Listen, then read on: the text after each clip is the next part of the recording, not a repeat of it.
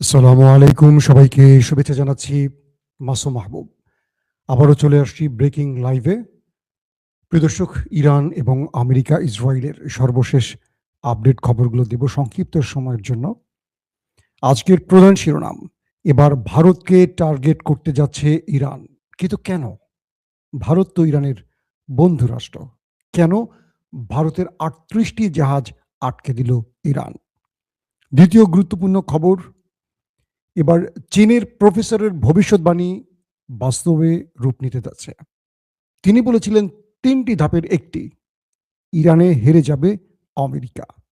তবে কি সেটি সত্য হতে যাচ্ছে? ৪, আজারবাইজানে হামলা করার অভিযোগ উঠেছে ইরানের বিরুদ্ধে। এই বিষয়টি কতটুকু সত্য সেটা জানাবো। পাশাপাশি রাতভর নেতা কাকুর বাড়িতে ব্যাপক অ্যাটাক চালিয়েছে ইরানের খামেনি বাহিনী। চলুন সেখানকার কিছু খুররাম শহর 4 মিসাইলের চিত্র দেখিয়ে আমরা লাইভটা শুরু করতে চাই। আপনারা কি শুনতে এবং দেখতে পাচ্ছেন? যদি শুনতে এবং দেখতে পেয়ে থাকেন ক্লিয়ার আমাকে একটু জানাবেন। আমি আপনাদের কমেন্টের অপেক্ষায় আছি। আমরা এই ফাঁকে একটা ভিডিও দেখে আসি কি অবস্থা করছে।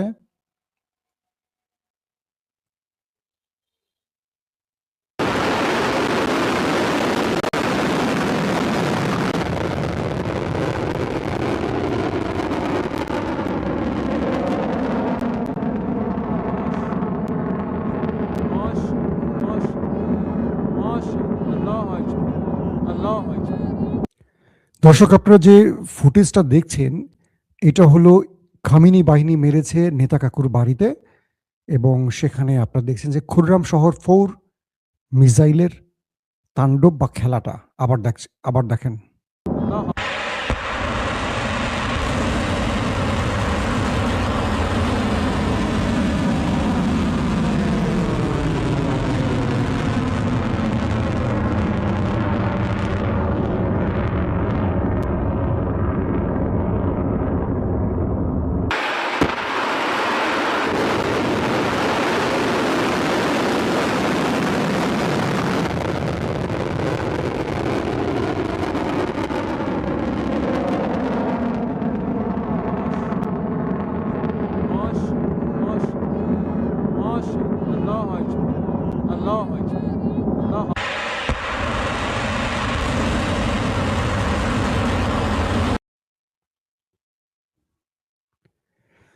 দর্শক, আপনাদের দেখালাম যে ভিডিওটি, সেটি হলো ইরানের ওয়েবসাইট থেকে নেয়া। ইরান দখলদার দেশটিকে টার্গেট করে রাতে এই মিসাইলগুলো মেরেছে। ভারতের একজন সাংবাদিক, তিনি নেতা কাকুর বাড়িতে অবস্থান করছেন। তিনি তার ভিডিও ফুটেজে দেখালেন যে পুরো দেশটি সুনসান, নীরব, কোনো মানুষ বাইরে নেই, এবং তিনি সেখানে লাইভ ভিডিওতে দেখাচ্ছেন যে ইরানের মিসাইল আসছে আর পুরো শহরটিতে বিকট আওয়াজে সাইরেন বাজছে। এরপর ঝাঁকে ঝাঁকে ইরানের মিসাইল ঢুকে পড়ে এবং বিভিন্ন স্থাপনাকে টার্গেট করে হিট করে কিছু সংখ্যক ইন্টারসেপ্ট করতে পারে, বাকিগুলো মূল শহরের প্রাণকেন্দ্রে আঘাত হেনেছে। ভারতের সাংবাদিক বলেন যে পুরো শহরের মানুষ বাংকারে চলে যায় এবং কিছুক্ষণ পরপরই হঠাৎ সাইরেন বাজে আর সব মানুষকে দ্রুত শেল্টার জোনে চলে যেতে বলা হয়। তারপর তারা একটার পর একটা আঘাত করে, আবার থেমে যায়, আবার আঘাত আসে। এভাবে পুরো দেশটির মানুষের অবস্থা এখন ১২টা বেজে গেছে। দর্শক, এই বিষয়ে আরো অনেক তথ্য দেব, আপনারা অপেক্ষায় আছেন যে খবরটির জন্য সেটা বলি। চীনের একজন প্রফেসর, তিনি ট্রাম্পের নির্বাচনের আগে একটা ভবিষ্যৎবাণী করেছিলেন। তার নাম হলো জিয়াং। মিস্টার জিয়াং চীনের একজন সম্মানিত প্রফেসর, খুব জ্ঞানী মানুষ। তিনি যে ভবিষ্যৎবাণীটি করেছিলেন যে এই নির্বাচনে ট্রাম্প জিতে যাবে, অর্থাৎ ট্রাম্পের নির্বাচনের আগে এই ভবিষ্যৎবাণীটি করা তার। সাউন্ড ঠিক আছে তো না?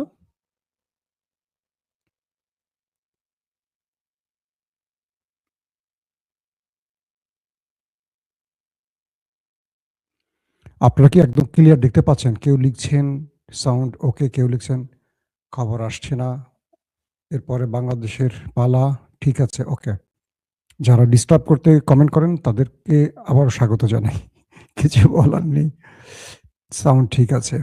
বাঁশখালী থেকে দেখছেন, বাঁশখালী, পুরো বাঁশখালী হয়ে গেছে। সব মিসাইল বানাতে ইরান নিয়ে গেছে বাঁশ। তো সেই চীনের প্রফেসর বলেছিলেন, মিস্টার জিয়াং, নির্বাচনে জিতবে ট্রাম্প। এরপর তিনি ইরানের সাথে যুদ্ধে জড়িয়ে যাবে ইসরায়েলের পরিকল্পনায়, এবং সেই যুদ্ধে ইরানের কাছে হেরে যাবে আমেরিকা। এবং আমেরিকা হেরে যাবে কিভাবে, তার ৩টি বর্ণনা তিনি দিয়েছেন মিস্টার জিয়াং। তিনি বলেছেন তার যে ৩টি ভবিষ্যৎবাণীর ২টি ফলে গেছে। ১, ট্রাম্প মার্কিন প্রেসিডেন্ট হিসেবে জিতে গেছেন। ২, মাসুম ভাইয়ের প্রিয় শহর চট্টগ্রাম থেকে দেখছেন, ইয়েস। তো ২ নম্বর তিনি পর্যবেক্ষণ দিয়েছিলেন যে ইরানের সাথে তিনি যুদ্ধ শুরু করবেন, যুদ্ধ শুরু হয়ে গেছে। ৩ নম্বরটা কি, তিনি বলেছিলেন এই যুদ্ধে ইরান জিতবে, আমেরিকা হারবে। তিনি তার ব্যাখ্যায় বলেছিলেন, এটা আজকের কথা না, এটা ট্রাম্পের নির্বাচনের আগের কথা, আজকে আমি তুলে ধরছি আপনাদের সামনে। তিনি তার পর্যবেক্ষণে বলেছেন যে এই যুদ্ধে ট্রাম্প ওই দেশটির নেতা কাকুর দেশের পরিকল্পনার যুদ্ধে জড়াবে যেখানে আমেরিকার জনগণের ইচ্ছা থাকবে না। তাই ঘটেছে, আমেরিকার জনগণ এই যুদ্ধ চায় না, চায় শুধু একটি দেশ। তারপর তিনি বলেছেন এই যুদ্ধে ইরান মধ্যপ্রাচ্যকে টার্গেট করবে। দেখেন, ইরান কিন্তু মধ্যপ্রাচ্যকে টার্গেট করেছে, এবং তিনি বলেছেন শুধু মধ্যপ্রাচ্যে মার্কিন ঘাঁটি নয়, তাদের এনার্জি সেক্টরে টার্গেট করবে, তাদের ওয়াটার সেক্টরে টার্গেট করবে। আজকের আরব টিকে আছে কিভাবে, তাদের পেট্রোল বিক্রি, তেল বিক্রি টাকা দিয়ে, আর সেই তেলগুলো তারা বিক্রি করেন আমেরিকার কাছে ডলারে। একদিকে আমেরিকার অর্থনীতি তরতর করে উঠে যাচ্ছে, একদিকে আরবের অর্থনীতি তরতর করে উঠে যাচ্ছে শুধু তেলের উপর নির্ভর করে। তাই তার ভবিষ্যৎবাণী অনুযায়ী দেখা যাচ্ছে ইরান এবার টার্গেট করছে মার্কিন বেজগুলো, মানে সামরিক বেজ, পাশাপাশি আরবের বেশ কিছু কি বলবো বাণিজ্যিক স্থানে, তেল বা গ্যাস, কাতার এবং আরব বা আমিরাতের যে সেক্টরগুলো দেখলাম। দ্বিতীয়, তিনি বলেছেন যে এরপর তাদের টার্গেট হবে ওয়াটার, জীবন বাঁচাবার পানি। আপনারা জানেন যে আরব মরুভূমির দেশ, এখানে পানিকে রিফাইনিং করে মানুষ খেতে হয়। অর্থাৎ আমরা যেমন কল বসিয়ে পানি খেতে পারি, মধ্যপ্রাচ্যে এটা সম্ভব না। এখানকার অধিকাংশ মানুষকে বাঁচতে হয় এই পানিকে রিফাইন করে। এরপর ইরানের টার্গেট হবে এরকম কোনো জায়গায়, অর্থাৎ আমেরিকা থেকে ইরান আরবকে বিচ্ছিন্ন করে ফেলবে, এবং পুরো আরবের তেল এবং গ্যাসের যেই সংকট তৈরি হবে, বা তারা যে সমস্ত পাইপলাইন বা লাইন বন্ধ করে দিবে, পুরো পৃথিবী অস্থির হয়ে পড়বে। আর এইভাবে আমেরিকা ধাপাস করে নিচে পড়ে যাবে, অর্থাৎ আমেরিকার অর্থনীতি পুরোপুরি ক্লাপস করবে। এখন দেখেন, এভাবেই তিনি বলছেন যে ইরানের বিজয় আসবে। আমেরিকার বিভিন্ন গবেষকরা বলা শুরু করেছেন এই যুদ্ধে ইরানকে হারানো কঠিন হবে, কারণ ২০ বছর লড়াই করে হাতুড়ি বাহিনী, অর্থাৎ যারা মামুলি বন্দুক দিয়ে লড়াই করা তালেবান বাহিনী, তাদেরকে হারাতে পারেনি পুরো ন্যাটোকে নিয়ে। সেখানে ইরানের মতো একটা পাওয়ারফুল রাষ্ট্র, যাদের তেল আছে, যাদের গ্যাস আছে, যাদের একটি সাহসী বিপ্লবী গার্ড বাহিনী আছে যারা নিবেদিত, যাদের হাতে পৃথিবীতে চমকানোর মতো মিসাইল আছে, ড্রোন আছে, প্রযুক্তিতে তারা অনেক দূর এগিয়ে গেছে, আবার তাদের পাশে রয়েছে শক্তিশালী দুটো দেশ, প্রকাশ্যে মাঠে না নামলেও নেপথ্যে আছে আমেরিকার ইস্যুতে, চীন, রাশিয়া। তো সেই হিসেবে এইটুকু বলা যাচ্ছে যে এই লড়াইতে আমরা যত প্রেডিকশন করি না কেন, অন্য কোনো অঘটন ঘটতে পারে। এখন পর্যন্ত আমেরিকার টার্গেট কি আমেরিকা নিজেও জানে না। কখনো বলে রেজিম চেঞ্জ, কখনো বলে খামেনিকে হত্যা, কখনো বলে পারমাণবিক ব্যালিস্টিক প্রোগ্রাম ধ্বংস করা। আমেরিকানরা আসলে বুঝতেছে না কি চায়। এখন আমেরিকা বলছে যুদ্ধবিরতি করবে। খামেনির মারা গেছে, কিন্তু রেজিম চেঞ্জ তো হয়নি, রেজিম চেঞ্জ তো রয়েই গেছে, ইসলামিক প্রজাতন্ত্র। ব্যালিস্টিক প্রোগ্রাম, পারমাণবিক প্রকল্প এখনো টিকে আছে। তাহলে আমেরিকা কেন যুদ্ধবিরতি চায়? তার মানে আমেরিকা এক্ষেত্রে বড় রকম পরাজয়ের মুখে পড়েছে, এটা আপাতত বলা যাচ্ছে। এটা আন্তর্জাতিক বড় বড় যারা গবেষক তাদের বক্তব্য অনুসারে। আসেন ২ নম্বর খবর। আপনারা কালকে একটা খবর পেয়েছিলেন যে ভারতে ইরানের যে যুদ্ধ জাহাজটি গিয়েছিল ভারতের দাওয়াতে, ভারতের মেহমান হিসেবে সেই জাহাজটি ভারতে গিয়েছিল ট্রেনিং এর জন্য একটা, এবং সেই জাহাজটি যখন আন্তর্জাতিক সীমানার মধ্যে, যেখানে যুদ্ধের নিয়ম অনুসারে কোনো আক্রমণ চলে না বা বৈধ না, সেই আন্তর্জাতিক নিয়মের মধ্যে থাকা ইরানের জাহাজটিতে আমেরিকা আক্রমণ করে, প্রায় ৮০-র অধিক নাবিক শাহাদাত বরণ করে। এবং ইরানের সেই জাহাজটি ভারতের সীমা থেকে, মানে ভারতের সীমানার মধ্যে প্রায় শ্রীলঙ্কার কাছাকাছি যখন পৌঁছে তখন আক্রমণ করা হয়। এরপর ভারতের সাথে ইরান এই ব্যাপারে শক্ত প্রতিবাদ জানিয়ে কথা বলে। তারা বলে যে তোমরা আমাদের মিত্র সেজে আমাদের পেছন থেকে ছুরি মেরেছ, আমরা এর প্রতিশোধ নেব। আজ হরমুজ প্রণালী কেন্দ্র করে ভারতের ৩৮টা কার্গো জাহাজকে আটকে দিয়েছে ইরানের বাহিনীগুলো, এবং ইরান টার্গেটে যে কোনো সময় ভারতের উপর আক্রমণ চালাতে পারে বা ভারতের যুদ্ধ জাহাজকে টার্গেট করে আক্রমণ চালাতে পারে এমন তথ্য কয়েকটি সূত্র দাবি করেছে। তার মানে ভারত পেছন থেকে যে বিশ্বাসঘাতকতা করেছে, অবশেষে ইরান সেটা বুঝতে পেরেছে। আপনারা জানেন যে ইরানের সাথে পাকিস্তানের চেয়েও ভারতের সখ্যতা বেশি, এবং ভারত সবসময় বেনিফিট পেয়েছে। বেলুচিস্তান বর্ডার দিয়ে পাকিস্তানকে অস্থির করে তুলেছিল এই ভারত ইরানের সহযোগিতা নিয়ে, এবং এজন্য ভারত এবং ইরান এবং পাকিস্তানের মধ্যে কিন্তু মিসাইল মারামারির ঘটনা ঘটেছে গত বছর, আপনাদের মনে আছে, এবং পাকিস্তান ইরানকে ছেড়ে কথা বলেনি।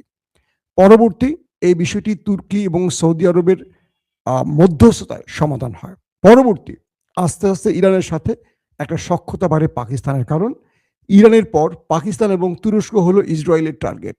এটা পাকিস্তান জানে, তুরস্ক জানে, যে কারণে এই দেশ দুটো সবসময় ইরানের পক্ষে প্রকাশ্যে থাকুক আর গোপনে থাকুক দাঁড়াবে, কারণ গ্রেটার ইসরায়েল বা ইসরায়েলের নেতানিয়াহুর পরবর্তী টার্গেট হবে তুরস্ক এবং পাকিস্তান। একমাত্র পৃথিবীর দেশ পাকিস্তান যাদের কাছে পারমাণবিক আছে।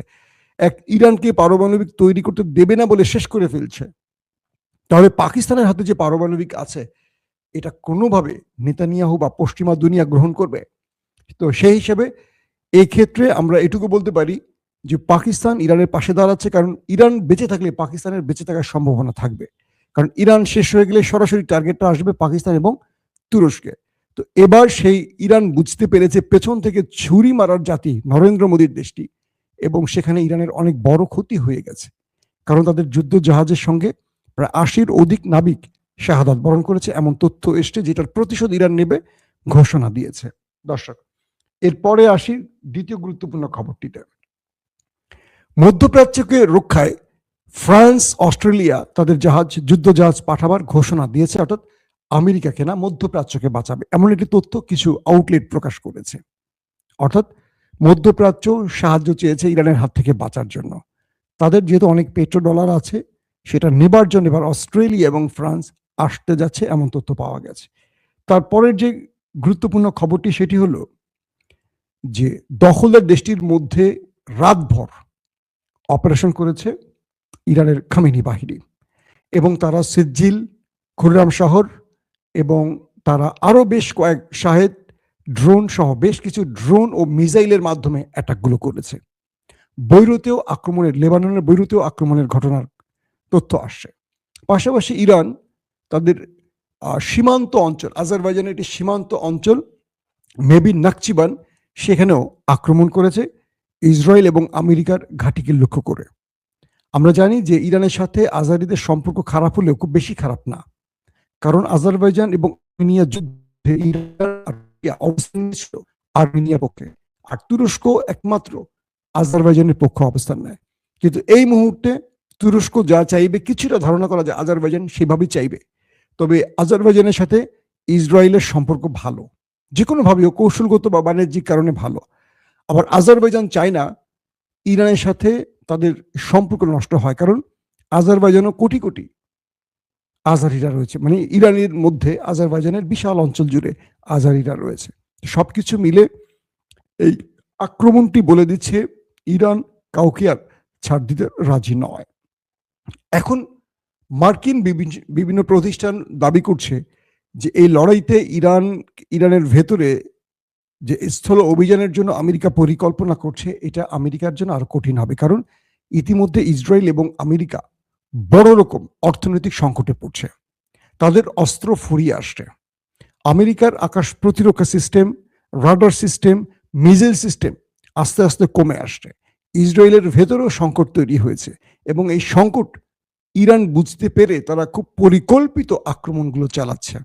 ইরান তাদেরকে ধরে ধরে রেখে রেখে পেটাবার চেষ্টা করছে।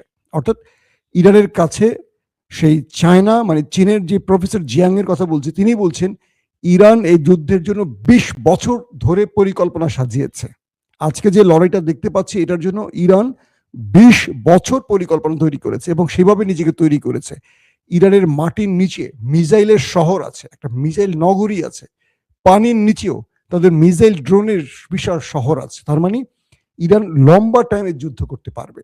আর অন্যদিকে আমেরিকা, তারা জানে কেউ তাদেরকে আক্রমণ করে না, তারা বড় শক্তিশালী, সবাই তাদের কাছে আত্মসমর্পণ করে মার খেয়ে।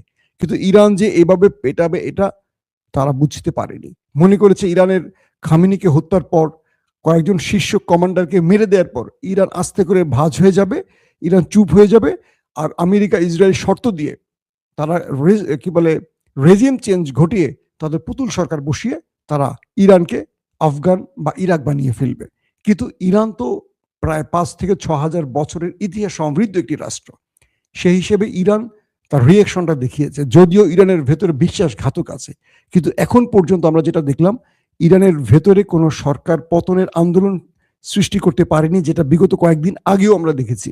অর্থাৎ আমেরিকা ইসরায়েল দাবি করার পরও ইরানের ভেতরে এখনো কোনো মানুষ সরকার পতনে নামেনি, ইরানিরা আবার ঐক্যবদ্ধ হয়ে গেছে। তো সেই বিষয়টিকে মার্কিন গবেষণা প্রতিষ্ঠান বা বিভিন্ন কি বলবো রাজনৈতিক বিশ্লেষকরা, সামরিক বিশ্লেষকরা বলছেন যে ইরানের মধ্যে যে সাকসেস আশা করছিলেন ট্রাম্প নেতানিয়াহু, সেটা তাদের সম্ভব হচ্ছে না। এবং ইরান এই যুদ্ধটাকে লম্বা করার জন্য কৌশল পরিবর্তন করেছে। তারা নতুন নতুন মিসাইলের যেমন পরীক্ষা চালাচ্ছে, আবার নতুন করে তাদের শক্তি প্রদর্শন করছে। পাশাপাশি মধ্যপ্রাচ্যে প্রতিদিন সকাল থেকে দুপুর পর্যন্ত মধ্যপ্রাচ্যে আর মার্কিন ঘাঁটিগুলোকে টার্গেট করে ইরান। রাত হওয়ার সঙ্গে সঙ্গে টার্গেট করে ওই নেতা কাকুর বাড়িকে। এভাবেই প্রতিদিন ইরান তার মিসাইল এবং ড্রোনের খেলা দেখাচ্ছে। আর এই খেলাতে আমেরিকাও টেনশনে পড়ে গেছে, কারণ তাদের অস্ত্র ফুরিয়ে আসছে। দর্শক, বিদায় নিচ্ছি আজকের মতো। ইনশাআল্লাহ আজ রাত 10টা-11টার দিকে আরেকবার আসবো লাইভে। সেই সময় আপনাদেরকে আরো বিস্তারিত তথ্য জানাবার চেষ্টা করব। বিদায় নিচ্ছি এখনকার মতো। প্রত্যেকে ভালো থাকবেন। আল্লাহ হাফিজ।